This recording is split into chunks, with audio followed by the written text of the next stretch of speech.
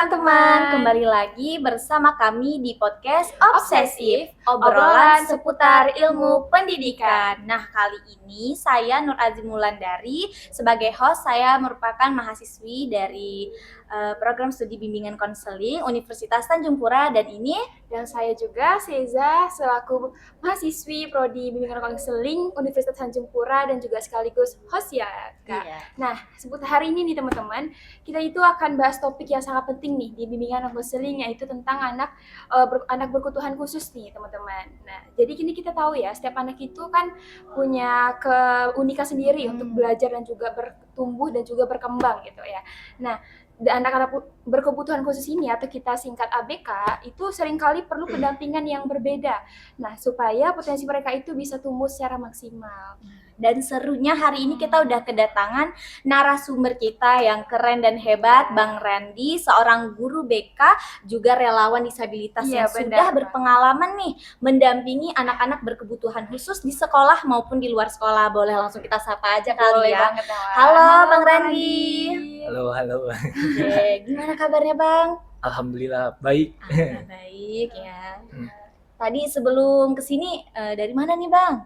Oh, kalau hari ini aktivitas saya tuh kebetulan membawa siswa-siswi disabilitas penglihatan untuk asesmen kesehatan hari ini. Jadi kebetulan pagi ini ada kegiatan asesmen.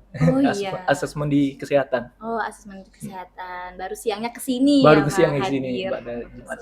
Nampaknya Mang Baran ini sangat aktif ya Bang ya, sampai sekarang menjadi relawan juga. Kalau dibilang aktif tuh tidak juga, tapi lebih ke kepedulian saya pribadi sebagai orang yang sudah membersamai teman-teman disabilitas, khusus disabilitas netra, untuk menasbihkan diri atau mengabdikan diri pada mereka kan. Karena kalau bukan kita siapa lagi yang mau menolong. Nah, karena bahwasanya tingkat kepedulian orang di luar sana mungkin khusus di Kalbar itu sedikit kurang dibanding teman-teman mungkin yang disabilitas di luar Kalbar. Untuk itu harus ada pemicunya. Nah, saya memposisikan diri saya untuk sebagai salah satu orang yang sebagai pemicu membantu teman-teman disabilitas. Iya Bang, kadang ini kan kita sebagai masyarakat luas ya, itu kan bisa menganggap anak berkebutuhan khusus itu satu kelompok yang besar yang sama gitu ya Bang ya. Nah, padahal sebenarnya mereka itu kan punya kebutuhan yang sangat beragam ya Bang ya. Nah, sebelum kita masuk ke pembahasan bimbingan konselingnya sendiri nih teman-teman.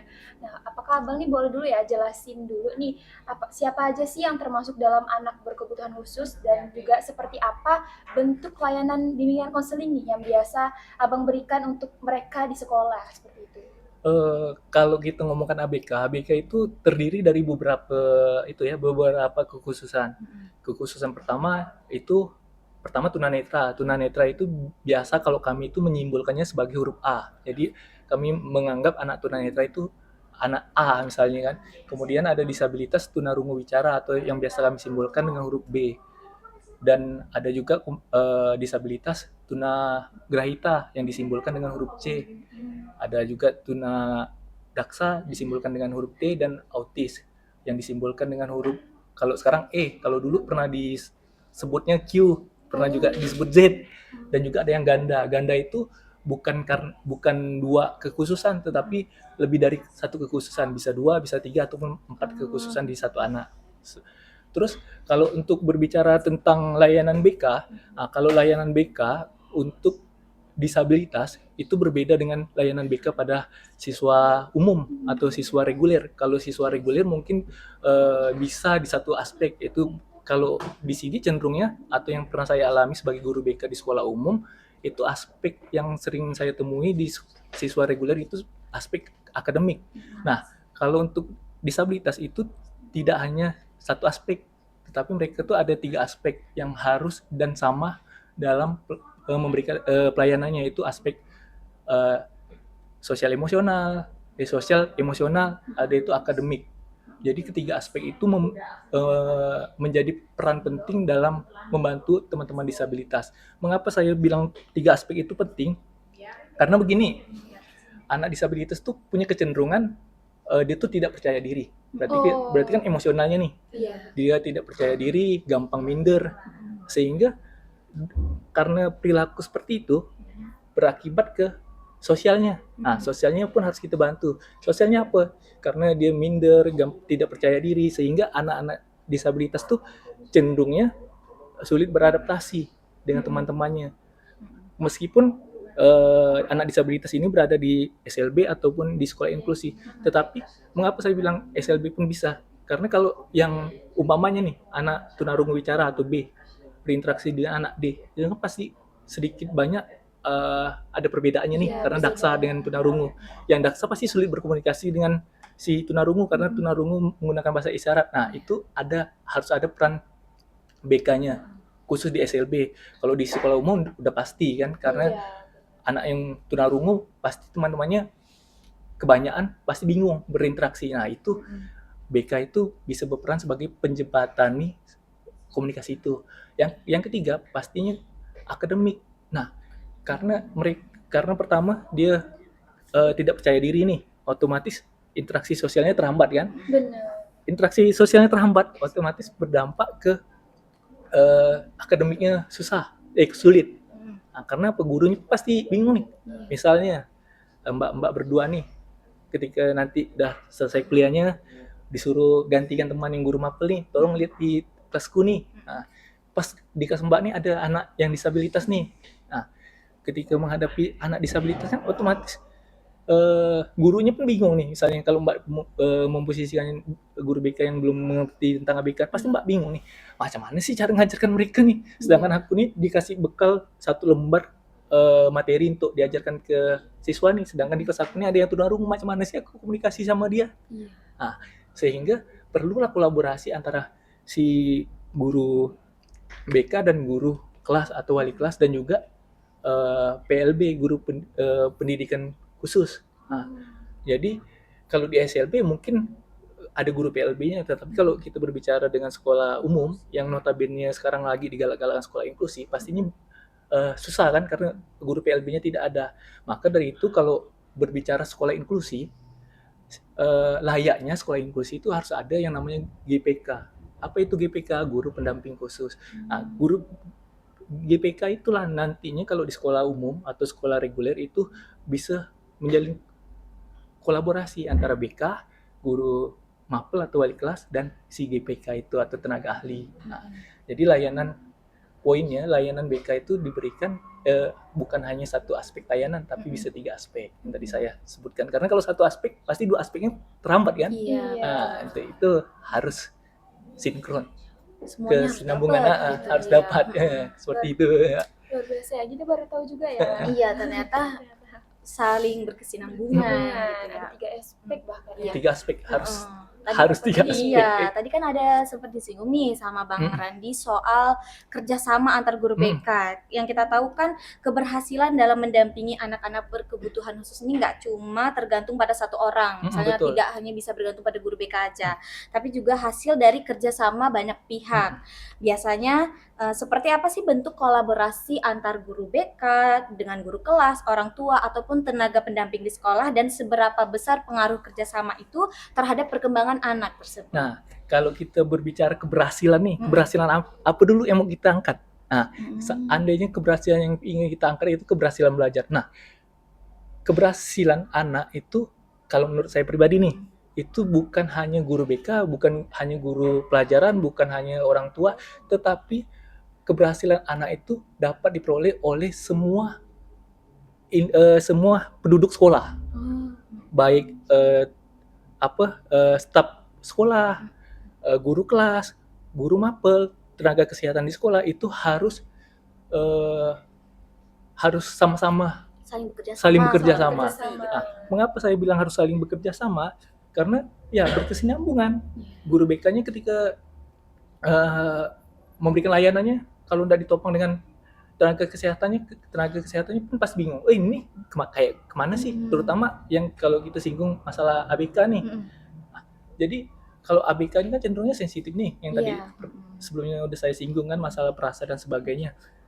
Nah, peran kolaborasi ini biasanya ditunjukkan dengan pertama memberikan pemahaman kepada guru kelas, orang tua, dan juga staf-staf yang ada di sekolah. tentang eh, pendekatan yang bisa dilakukan mereka dengan si anak-anak ABK ini.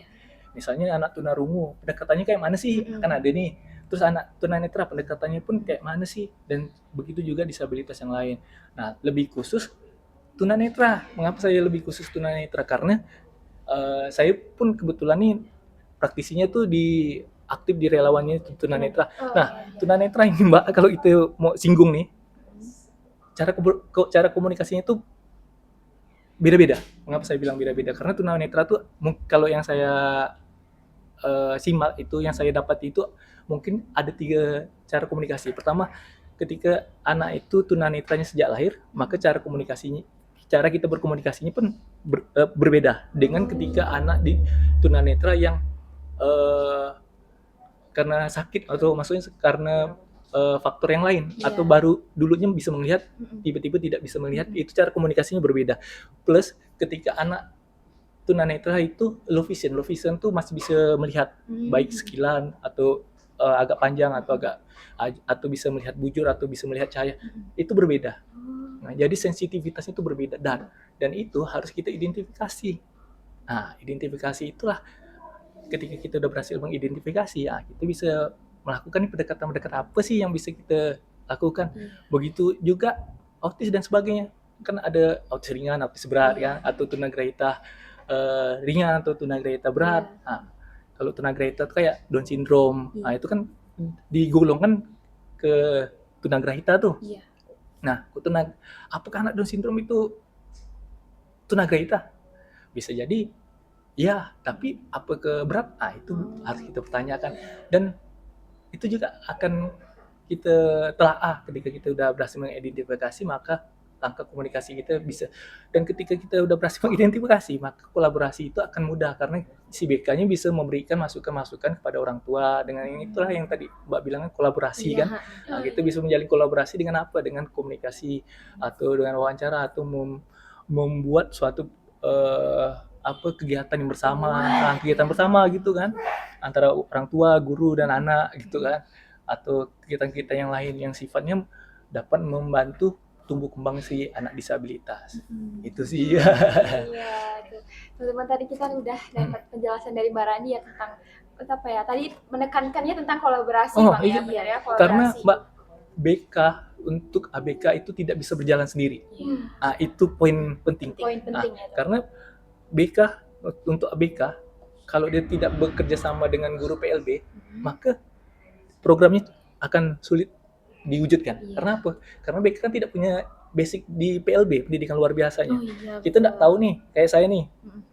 Saya tidak tahu nih, misalnya si A nih, ini tunanetra misalnya kan, tunanetranya nih low vision ke atau total nih. Nah, kita kan tidak tahu, maka kita harus kolaborasinya dengan si guru PLB. Nah, kalau guru di sekolahnya kayak mana? Ketika kita udah berkolaborasi dengan guru PLB-nya, kita tahu nih anak yang total seperti ini kan. Terus kita coba melakukan pendekatan-pendekatan yang sebisa mungkin kita dapati kan. Terus kita tanya menjadi komunikasi ke guru pelajaran. Mbak, Bu, kira-kira sulit nggak ngajar tunanetra nih? Misalnya kan, sulit Mas, anaknya hiperaktif, terlalu cerdas dan sebagainya. Oh gitu ya Mbak, saya kadang bingung, jujur kita mendengarkan curhat si guru mapel kan. Tetapi dengan curhatan itu menjadi meeting point untuk kita sebagai guru BK untuk memberikan masukan kepada si guru pelajar. Ini loh Mbak, coba terapkan metode belajar seperti ini. Nah, karena si anak ini kan cenderungnya seperti ini misalnya. Nah, begitu juga yang tunarungu bicara, kan tunarungu kan pakai bahasa isyarat. Nah, ketika guru mapel yang notabene bukan PLB kan pasti bingung. Yuk, yang ajarkan aku masuk kelas, lah anaknya tunarungu semua, saya ngomong percuma kan karena mohon maaf tidak bisa mendengar kan, sedangkan saya tidak bisa bahasa isyarat. Nah, otomatis kalau si guru itu baru di situ, guru baru di sekolah itu kan pasti bingung. Atau belum siap senjata lah kan, senjatanya kayak mana? Senjatanya kayak medianya, PowerPoint-nya kan. Nah, sehingga sebelum itu kita kasih tahu dulu, Mbak, ini kalau ada si tunarungu seperti ini. Nah, begitu juga tunagrahita. Nah, guru mapel menghadapi tunagrahita, apakah bisa guru mapel itu menerapkan pelajaran yang setara? Misalnya kelas 10 SMA nih. Nah, si guru mapel mengajar materi kelas 10 SMA. Ya, tidak bisa lah kalau untuk si tunagrahita. Karena kan hambatannya kan di ini IQ-nya. Mm-mm.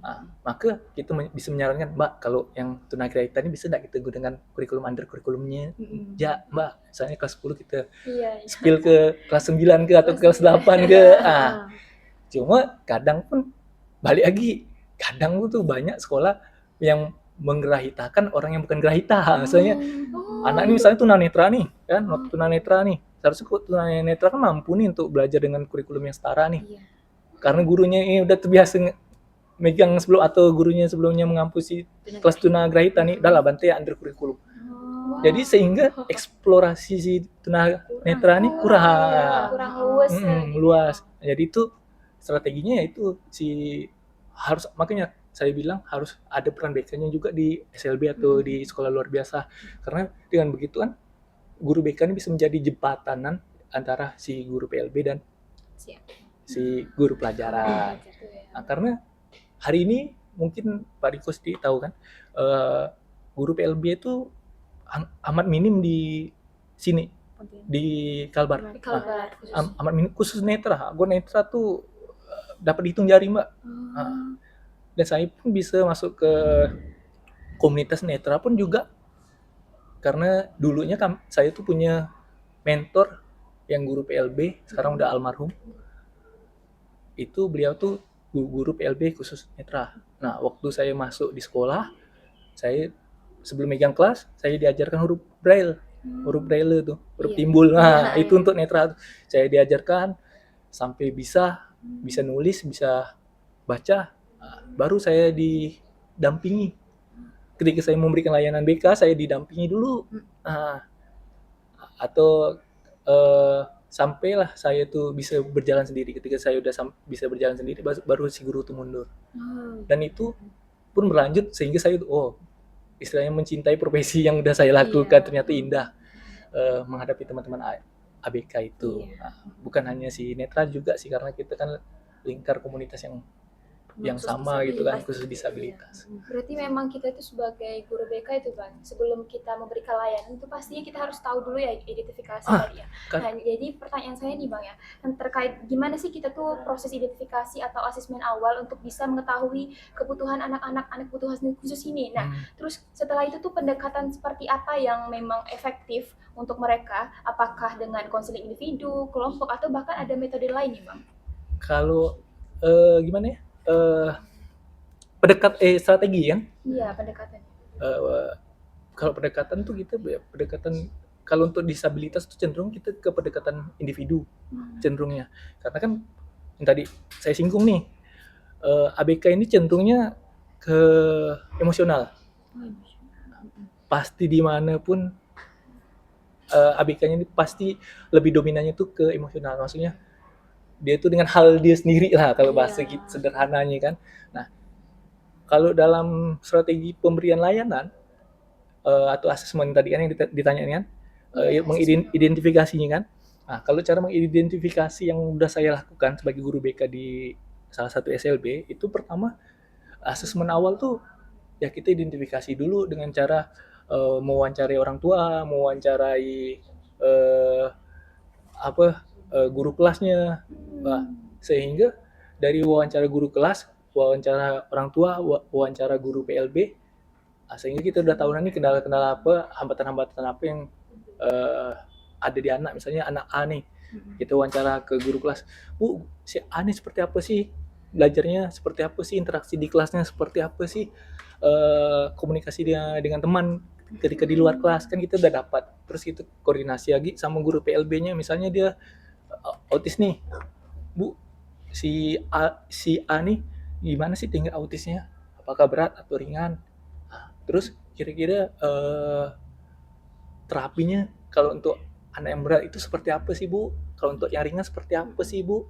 Sehingga ketika kita udah menemukan identifikasi awal atau asesmen awal dari melalui metode wawancara, baru kita bisa lanjut ke observasi langsung dalam hal kita mengintip dari jendela bagaimana anak autis itu berinteraksi, bagaimana anak tunagrahita itu beraktivitas di kelas, bagaimana anak tunanetra itu berkomunikasi saat belajarnya. Ketika hal itu udah didapat, baru kita bisa menyusun program-program yang lain. Maksudnya menyusun tahapan-tahapan program yang lain sampailah ke penilaian dari programnya. Nah, penilaian program itulah nanti menjadi rujukan kita dalam pembuatan program BK, Oh iya, program program tahunan BK. BK Benar-benar. dari identifikasi itu. Nah, kalau pendekatannya cenderung kalau anak ABK itu cenderungnya ke konseling individual dan konseling kelompok kecil. Kelompok kecil Hmm. tapi ya. Mengapa saya bilang bukan konseling kelompok kecil? Karena kalau ABK ini kan tadi saya spill di awal kan berbagai macam kategori ini, A, B, C, D, E, dan G kan ganda. Kalau kita kelompok besar, kita akan sulit mengidentifikasi atau memberikan layanannya. Karena di situ ada berbagai macam disabilitas nih. Maka perlulah konseling kelompok kecil. Dan konseling kelompok kecilnya juga bukan berarti tunanetra nih dengan tunanetra, tidak. Layaknya konseling kelompok itu kita harus pilih dulu meeting pointnya, permasalahannya. Kalau permasalahan di tunanetranya ada 4 orang yang sama, maka 4 orang itu kita berikan konseling kelompok kecil. Itulah disebut kelompok kecil. Tetapi ketika di kelompok di saat kita mendengarkan cerita mereka dan sebagainya, ternyata hampir semua tunanetra itu atau kelompok tunanetra itu memiliki permasalahan yang sama nih. Maka kita ajak konseling kelompok kecil tapi dalam lingkupnya tunanetra. Bukan per 2-3 anak, tapi kita campur ke tunanetra semua. Misalnya tunanetranya ada 16 anak, berarti kategori kelompok besar, konseling kelompok besar. Tapi itu cenderungnya minim karena kan anak-anak kan disabilitas cenderungnya emosional nih, tertutup pasti. Untuk dia berbicara jujur sama kita itu amat sulit, perlu pendekatan. Makanya yang kan adik-adik yang saya sebut adik ya, karena saya alumninya juga. Karena adik-adik pasti pernah mata kuliah BK kan. Di situ kan pasti ada pendekatan yang diajarkan kan, yang di BK. Di situ ilmunya ada, tinggal actionnya itu yang saya lakukan saat di lapangan. Bagaimana pendekatan banyak model pendekatan satu enggak cocok, kita ubah pendekatan kedua dan sebagainya. Seperti itu. Jadi identifikasinya itu memulai identifikasi dari si observasi langsung. Karena meeting point ini kan di observasi. Identifikasinya dulu si A nih apa, si B apa, dan sebagainya. Jadi bekal khusus untuk kita juga ya sebagai mahasiswa BK ini. Karena itu Mbak, karena mungkin yang saya rasakan ya waktu nanya-nanya dengan teman BK, kebanyakan teman-teman BK yang notabene di SLB itu hanya merangkap sebagai guru kelas dan tidak menjalankan program BK. Kalau saya mohon maaf bisa ditanya dengan teman-teman sejawat saya guru BK. Kalau saya malah kebalikan, guru BK merangkap guru kelas. Ya guru. Jadi saya tuh karena kita udah tahu kan kondisi anaknya seperti apa. Jadi kalau sebelum mulai pembelajaran mungkin saya jangan pernah ke sekolah kayak mana ya. Jadi sebelum mulai itu kalau teman yang lain masuknya jam 8, atau pas yang lain rombel yang lain masuknya jam 8, saya setengah 8 fokusnya ke bimbingan kelompok. Bimbingan kelompok dalam bentuk kadang saya berikan klasikalnya saya menggunakan media recorder atau rekaman dan sebagainya. Udah di bimbing kelompoknya udah mulai ini ada isu-isu, ada anak-anak yang cenderung tertutup dan sebagainya. Coba kita ngulik, kita dekati pelan-pelan untuk kita jadikan sampel, diajak untuk ke konseling individualnya. Ini pastinya anak ini agak kok biasanya ceria kan. Dari situ kita bisa observasi nih kan secara langsung. Itu jam biasa saya lakukan setengah 8 atau jam 8. Itu ngoceh tak tentu rudu lah. Yang penting anaknya oke, anak oke kita tampung. Itu sih kenalannya. Kadang BK di SLB kadang tidak menerapkan ilmunya sendiri, padahal itu sangat dibutuhkan teman-teman. Makanya karena hal itu saya itu aktif di komunitas disabilitas. Karena hal itu, karena siapa lagi sih yang peduli sama mereka kalau bukan kita yang sadar. Betul. Kalau menyinggung tentang pentingnya layanan BK nih, tadi udah pertanyaannya tuh udah dijawab langsung. Tadi mau nanya tapi udah dijawab nih terkait kan anak-anak itu kan pasti punya tantangannya masing-masing, khususnya anak ABK mungkin tantangannya lebih kompleks nih dari sisi emosional, belajar, sosial. Nah, jadi tadi pertanyaannya, menurut Abang, kenapa sih layanan bimbingan konseling ini tuh penting bagi mereka? Dan layanan bimbingan konseling ini lebih banyak membantu dalam hal emosional kah, atau sosial, atau justru mendukung proses belajar mereka? Sebenarnya tadi udah dijawab ya, tapi boleh lagi kali Bang. Jadi itu balik lagi ke pertanyaan ke apa yang saya sampaikan, kalau BK itu tidak bisa di satu aspek, harus 3 aspek. Karena 3 aspek itu saling berkaitan dan saling berkesinambungan. Nah, sehingga kalau berbicara apa sih itu, balik lagi ada 3 aspek, sosial, emosional, sosial, dan akademik atau belajar. Nah, sehingga itu dapat di itulah di sini. Memang dalam praktiknya itu nggak mudah ya Bang ya, pasti. Nggak mudah. Kalau kita ngomongin ya enak coba biasa kan, tapi pada kenyataannya belum kita ketemu anak yang disabilitas kayak autis kan kadang tantrum. Itu agak repot. Semakin sulit kita menanganinya. Meskipun saya secara pribadi belum pernah memberikan konseling kepada anak-anak yang bukan netra, tapi saya aktif di komunitas nih, sedikit banyak sering bertemu anak-anak disabilitas yang lain, dan cenderungnya ya menjadi teman curhat. Kadang mereka kan kalau anak autis kan kadang tertutup kan, kadang agak menyendiri ya. Ada kita harus membuka diri, kita harus kita kan peduli sama mereka, kita harus dekati. Nah, dengan kita dekati ya kita coba tanya permasalahan, dan ternyata kompleks. Nah, karena kompleks itulah ketika saya singgung peran guru di sekolah, ternyata ya guru hanya semata-mata hanya sebagai guru pelajaran, atau guru kelas, atau guru yang notabene PLP, tapi peran yang lainnya belum diterapkan. Karena kan anak-anak seperti itu kan harusnya itu 3 aspek itu harus dibantu. Jadi sehingga tumbuh kembangnya dapat optimal. Berarti memang pasti ada kendalanya Bang, ada entah mungkin dari fasilitas, kemudian juga waktu, mungkin juga pemahaman dari lingkungan sekolahnya yang belum sepenuhnya mendukung gitu ya Bang. Iya, betul. Nah, saya juga pengen tahu juga nih Bang, apa sih tantangan Abang terbesar ya mungkin jadi selama mendampingi anak berkebutuhan khusus ini, dan biasanya langkah apa yang Abang lakukan itu untuk mengatasinya atau gitu ya, agar supaya layanan itu tetap bisa berjalan dengan efektif Bang? Tantangan terbesar tuh kalau untuk BK itu ya keterbatasan waktu. Kalau di SLB itu kan kita kalau di SLB itu biasanya tuh guru mata pelajaran merangkap guru BK. Tapi itu kan sebenarnya berlaku untuk si guru mata pelajaran. Tapi kalau untuk di BK-nya juga kan seharusnya tadi yang saya singgung, kalau biasanya kalau guru mata pelajaran merangkap guru BK. Kalau saya meskipun di SLB itu guru mapel harus merangkap BK, guru kelas merangkap guru BK. Kalau saya kebalikannya, guru BK merangkap semuanya. Guru itu kan. Tetapi pada praktiknya keterbatasan waktu juga menjadi problem. Mengapa saya menjadi keterbatasan waktu itu menjadi problem utama si BK?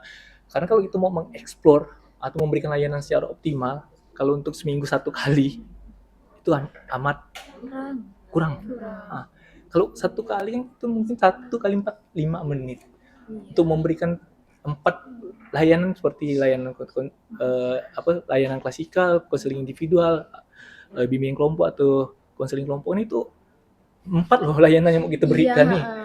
Tapi kita hanya dapat satu itu. Tapi itulah bagaimana tantangan itu saya siasati dengan ya ketika ada kita melihat problem yang perlu urgent, ya harus kita korbankan si guru, si pelajaran yang lain nih untuk membantu lo, kita berikan lo. Nah, kadang tuh saya tuh malah kalau konseling individual yang malah agak bukan agak sih, emang saya memprogramkan setiap anak tuh harus khusus untuk ABK ya, setiap anak tuh harus mendapatkan konseling individual.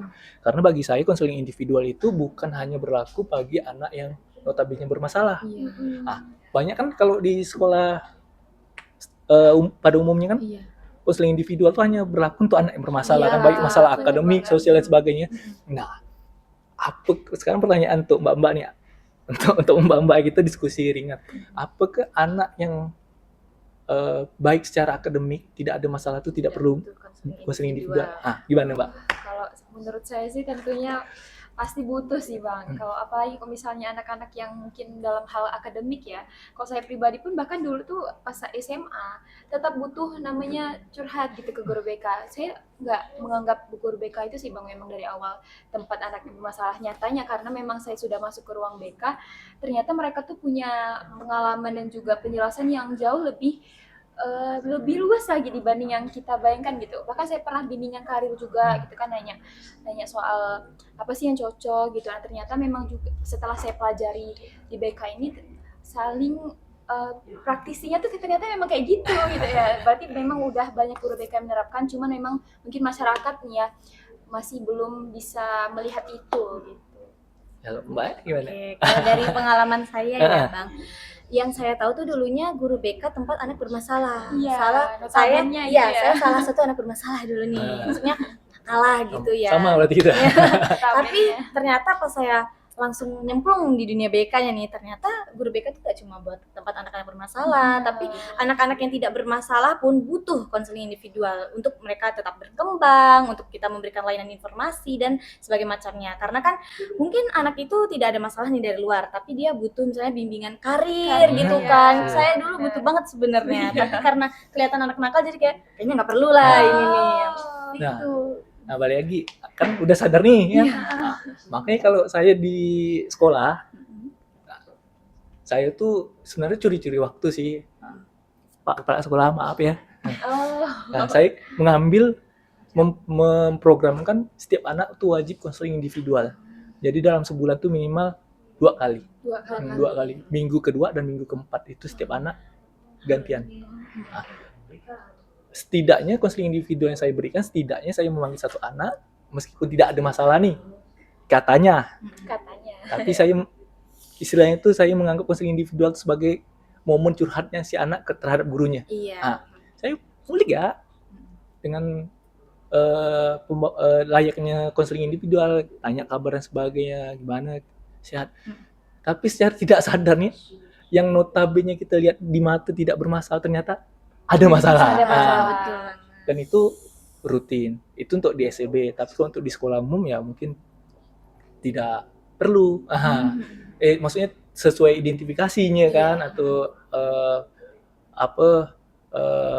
kondisi di lapangan. Tapi untuk disabilitas kalau menurut saya pribadi perlu. Karena balik lagi nih Mbak, problem terbesarnya disabilitas nih, problem terbesarnya disabilitas nih soal karir. Karir itu poin besar. Gini, contoh yang saya ambil contoh nih, anak tunarungu wicara nih, notabene hambatannya kan di pendengaran atau bicaranya nggak bisa. Nah ketika dia selesai sekolah nih, bingung anak tuh, dia mau kerja apa sih? Apa sih yang dapat dilakukan? Kalau aku lanjut kuliah apa sih? Nah sekarang pertanyaannya, si anak tuh mau berbicara sama siapa? Mau cari tahu sama siapa? Kalau orang tuanya misalnya adalah yang penting sekolah ya. Kan kadang orang tuanya kurang peduli nih. Yang penting sekolah tamat dah. Nantilah mikirkan masa depan. Kadang kan orang tuanya kayak itu. Tapi kalau orang tua yang peduli, kadang memberikan masukan. Tapi masukan itu kan kadang kalau di anak masuk telinga kiri, keluar telinga kanan. Kurang gitu. Tapi kalau kita, ini kita tahu nih, anak tunarungu nih. Dekat Ilo, kumpul kelas 3 SMA. Mbak, sini lo ngomong sama bapak misalnya kan. Ngomong kalau saya sih cenderung pakai kertas. Kalau saya, meskipun saya tidak pernah megang tunarungu, saya pernah punya teman, punya adik lah gitu. Adik yang tunarungu wicara. Waktu itu sempat berkegiatan sama kami juga, sama Mbak Marwa dan Pak Riko. Sempat berkegiatan yang sama. Komunikasi saya simple, pakai kertas tulis. Nanya karir gimana, setelah ini mau kemana? Kadang bingung deh kan. kebetulan kalau dia ngomong pakai bahasa isyarat saya ngerti, Ah, saya bisa Iya. menerjemahkan bahasa isyarat, cuma saya tidak bisa menuangkan dengan bahasa isyaratnya juga. Oh, Itu Iya. minusnya Mm-mm. saya di komunitas. Jadi kan kayak anak tunarungu pasti bingung nih karirnya mau kemana. Apalagi si anak tunanetra. iya. Bayangkan Mbak, tunanetra kan hambatannya itu disabilitas, tidak bisa melihat. Bisa apa sih? Nah, logikanya kan. Kalau hari ini saya tanya atau ngajak Mbak berdua berdiskusi, Mbak, anak tunanetra tuh kira-kira karir yang bagus tuh ke arah mana sih? Anak teman-teman tunanetra pasti bingung kan? Iya sih. Bingung kan? Iya. Karena hambatan terbesarnya tuh di mobilitas penglihatan, Iya, betul. betul kan? Nah, tapi kalau kita cerna, kita pelan-pelan memberikan bantuan dengan berupa konseling individual atau bimbingan karir, Karir. itu mungkin bisa. Mungkin kita bisa sedikit memberikan masukan. Entah, gini ya, kalau saya itu bahasanya itu kasar. Gini ya, dari awal, kalau ini kan kalian kelas berapa? Kelas 10 Pak. Dari awal, kalau ada rezeki, nabung. Apa saya suruh nabung nanti ketika kalian udah selesai kuliah, ketika kalian udah selesai sekolah, tidak ingin melanjutkan ke universitas, carilah partner yang sekiranya kalian dapat percaya. Nah, ketika kalian dapat percaya, maka coba berinvestasi ke teman yang kalian percaya itu untuk buka suatu usaha. Jadi kita yang punya modal. Salah satu contoh karirnya kan. Jadi secara tidak langsung kan kita udah mengajarkan dia berwirausaha, Iya. membuka kesempatan. Nanti yang actionnya teman yang dianggap dekat. Mm-mm. Atau bisa kalau kami di komunitas netra tuh kita ada advokasi Mbak. Advokasi kita tuh masas. Masas pijat Oh, pijat refleksi. iya. Jadi kita guru BK nih misalnya, oh ini tunanetra, tangannya besar ya, Dik, nak tanganku besar nih. Kalau bapak ini ngajarin kita masas gimana, mau nggak? Bisa ke Pak? Nanti bapak cariin teman. Kebetulan kita kan ada komunitas namanya Lingkar Netra kan, di situ ada teman-teman kita yang notabene udah netra tapi udah dewasa yang bekerja sebagai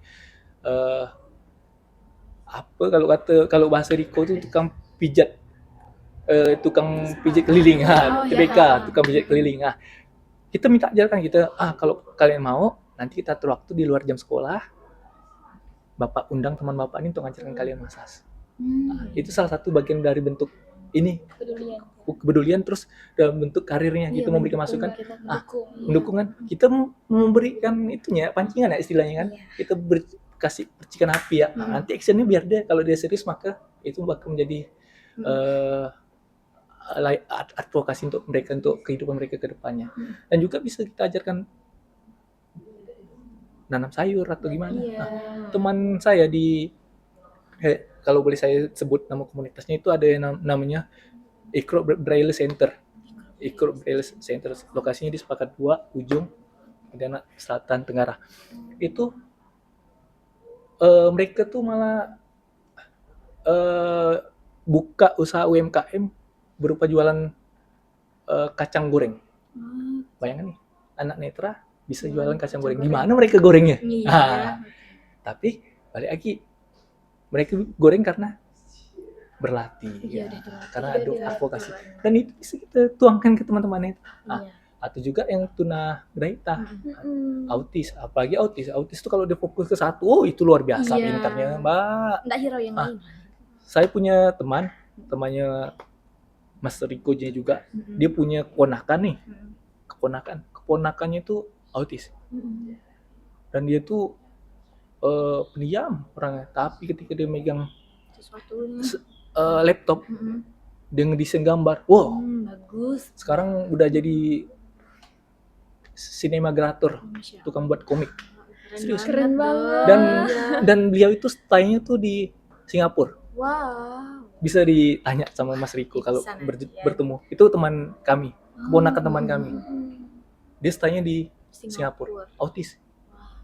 Wow, bisa. Dia buat komik, benar-benar buat komik, dan sekarang bekerja di itu. Dan juga ada teman kami juga di lintas komunitas.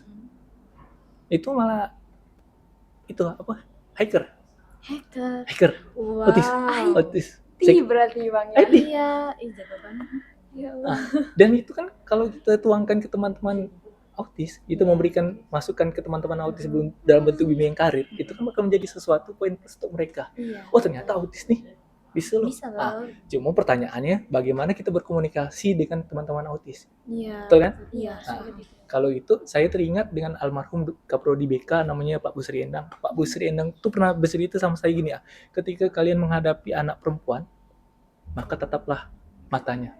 Ketika udah tatap matanya, kalian omongan dengan dengan tulus gitu, maka akan terekam di kepalanya. Dan ketika kalian berhadapan dengan anak laki-laki, maka bisikanlah ke telinga kirinya, maka dia akan menangkap omongannya. Dan itu pernah saya lakukan ke teman-teman autis. Jadi ketika anaknya autisnya agak lumayan berat atau ringan, cara komunikasi saya sebenarnya sederhana gitu. Anaknya cewek nih, pegang tangannya, maaf deh ya, pegang tangannya. Mana cerita? Ada masalah apa cerita lo kayak? Saya bingung pak, tak ada duit dan sebagainya. Atau apapun itu kan, baru kita memberikan masukan. Dan ketika anak yang cowok, itulah tadi Dibisikin. pelan-pelan, bang, apa kabar bang, pegang bahunya. Bang, kau ini ganteng lah, kita mancing-mancing romantik ya kan, yang timbul hal-hal itu. Dan itu yang dulu hal itu tuh saya anggap omong kosong, maksudnya tidak saya hiraukan dengan apa yang disampaikan almarhum Pak Busri Endang. Ternyata waktu saya bergelut di komunitas disabilitas, ternyata hal itu Betul. bermanfaat untuk diterapkan itu. Ternyata benar juga ya apa yang disampaikan almarhum. Parenting itu, parenting. Bekal. Dan itu kaget. Awalnya aku isengnya ayat kata Pak Busri ini. Coba-coba. Ketika karena aku nerapin ke anakku tuh agak susah. Iya. Anakku kan mulai udah balita kan. Iya. Agak susah nih pegang mau pegang tangan matanya malah dia mana-mana. Ketika kita berinteraksi ke ABK khusus yang tunagrahita atau yang autis yang notabene sering tantrum dan sebagainya, ternyata efektif. Parentingnya bagus nih berarti. Seperti itu. Oke. Udah panjang banget ya. Kalau kita ngomongin soal pendampingan anak-anak ABK pastinya banyak momen menyentuh dan berkesan ya Bang ya.